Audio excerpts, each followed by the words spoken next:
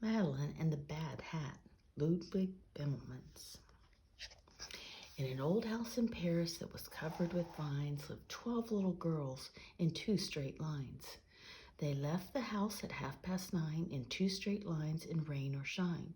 The smallest one was Madeline. One day the Spanish ambassador moved into the house next door. "Look, my darlings, what bliss, what joy! His Excellency has a boy." Madeline said, "It's evident this little boy is a bad hat." In the spring, when birdies sing, something suddenly went zing,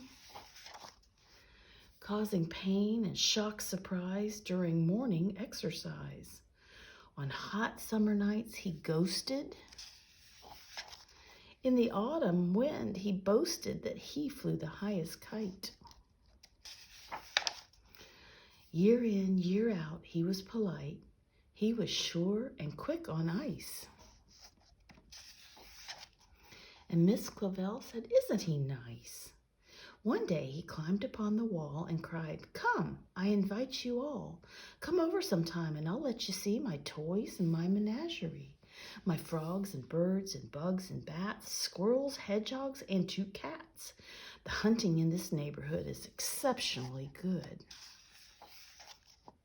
But Madeline said, "Please don't molest us. Your menagerie does not interest us." He changed his clothes and said, "I bet this invitation they'll accept." Madeline answered, "A torero is not our idea of a hero." Torero? A bullfighter, I think. The poor lad left. He was lonesome and blue. He shut himself in. What else could he do? But in a short while, the little elf was back again, his old self. Uh-oh, look at him pouring water on his ambassador father. Said Miss Clavel, "It seems to me he needs an outlet for his energy. A chest of tools might be very attractive for a little boy that's very active." I knew it. Listen to him play, hammering and sawing and working away. Oh, but that boy was really mean. He built himself a guillotine.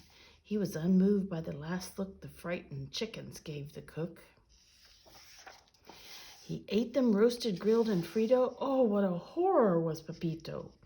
One day, when out to take the air, Madeline said, "Oh, look who's there."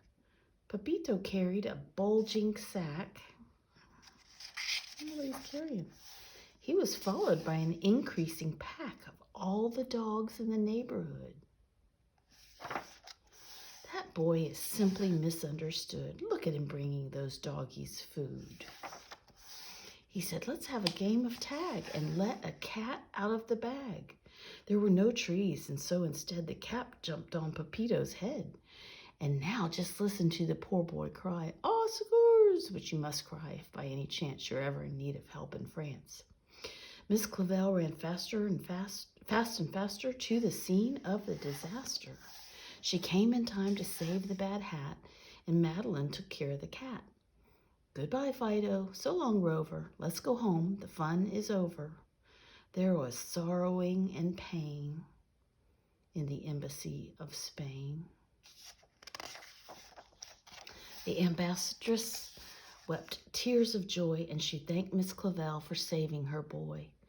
Nothing, said the ambassador, would cheer up poor Pepito more than a visit from next door. "Only one visitor at a time. Will you go in first, Miss Madeline?" So Madeline went in on tiptoe and whispered, "Can you hear me, Pepito? It serves you right, you horrid brat, for what you did to that poor cat." "I'll never hurt another cat," Pepito said. "I swear to that. I've learned my lesson. Please believe I'm turning over a new leaf." "That's fine," she said. "I hope you do. We'll all keep our eyes on you." And lo and behold, the former barbarian turned into a vegetarian. And the starling and the turtle and the bunny and the bat went back to live in their native habitat.